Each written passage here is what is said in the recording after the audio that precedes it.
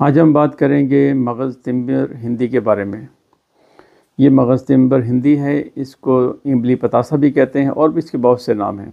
दिखाना इसलिए मकसूद था कि आपको पता चल जाए।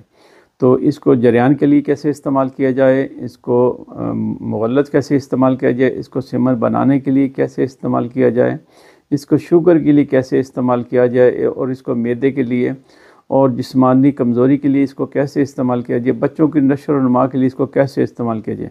तो ये सारे तफसील के साथ सुने तो इंशाअल्लाह खैर व बरकत होगी, आपको फ़ायदा हासिल होगा। अस्सलामु अलैकुम वरहमतुल्लाहि वबरकातुहू। अल्लाहुम्मा सल्लि अला सय्यिदना मुहम्मदिन व अला आले सय्यिदना मुहम्मदिन व सहाबे सय्यिदना मुहम्मदिन बिआदति कुल्लि ज़िक्रि अल्फ़ अल्फ़ मर्रा। एक प्यारी सी हदीस मुबारक के साथ अल्लाह के नबी आका अलैहिस्सलातु वस्सलाम का फरमान अलीशान है कि दो तरह के खून हलाल हैं और दो तरह के मुर्दा हलाल हैं। तो चलो आपके नोटिस में भी आ जाए कि दो तरह के मुर्दा वो हलाल हैं, एक तो मछली और दूसरा टिड्डा जो कि उड़ता है, फसलें ख़राब करता है, वो हलाल है मरने के बाद भी। और खून जिगर और तिली ये दोनों खून हलाल हैं, इसको हम खा सकते हैं जैसे मर्जी।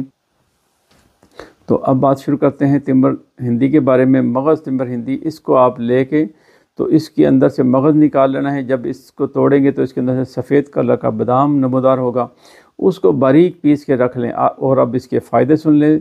खुराक है इसकी 1 से 2 ग्राम। इसको सबसे पहले अगर आप इस्तेमाल करना चाहते हैं मैदे के लिए तो फिर ये आप इसको सुबह और शाम में, इसको सुबह खाली पेट और रात को खाना खाने के बाद 1 से 2 ग्राम इसकी खुराक है। नीम गर्म पानी के साथ इसको इस्तेमाल करेंगे। जिगर की सफाई करता है, जहरीले मादों को निकालता है और उसकी सफाई करता है। गुर्दों पे भी जो बर्डन वगैरह पड़ा होता है, जो उसमें मैल कुचल फंसी होती है या गुर्दों में सोजिश वगैरह होती है, उसको भी ख़त्म करता है और गुर्दे के दर्द में भी राहत बख्शता है। जरियान इतलाम के लिए इसको ठंडे दूध के साथ इस्तेमाल करें। साथ में कोई भी मिल्क शेक इस्तेमाल कर लें तो बेहतरीन साबित होगा। और अगर आप इसको मुग़ल्लज़ या इसको सिमन के लिए या इसको मुमसिक बनाना चाहते हैं तो फिर इसको आप नीम गर्म दूध के साथ इस्तेमाल करें। और अगर सिमन पैदा करना चाहते हैं ज़्यादा मिकदार में तो इसको 1 चम्मच दूध में डाल के अच्छी तरह जोश दे के तो 1 चम्मच छिलका इसबगोल इसमें डाल लें और इसको खूब जोश दे के तो सुबह खाली पेट इसको इस्तेमाल करें तो इंशाअल्लाह बेहतरीन मुग़ल्लज़ साबित होगा।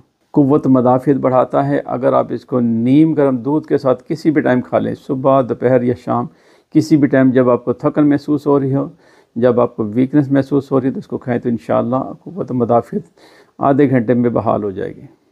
जिल्द के अमराज़ को ये ख़त्म करता है। इसको किसी भी मशरूबात के साथ इस्तेमाल कर सकते हैं। शाब के मसाइल हल करता है, मसाने को तक़वियत देता है। अल्लाह पाक ने इसमें बड़ी शिफा रखी है।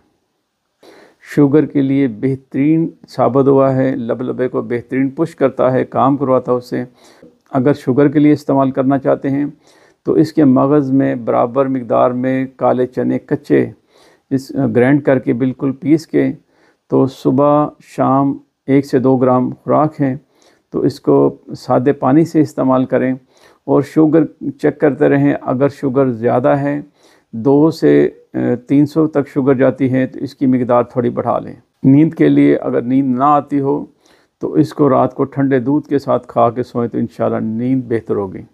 बच्चों की नशो और नमा के लिए बेहतरीन चीज़ है।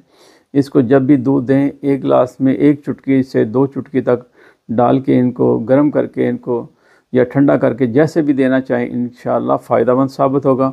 इसमें रबड़ी में बड़ी शिफा रखी है। इसको खाएं, बनाएं और अल्लाह की रहमत के मज़े लुटें।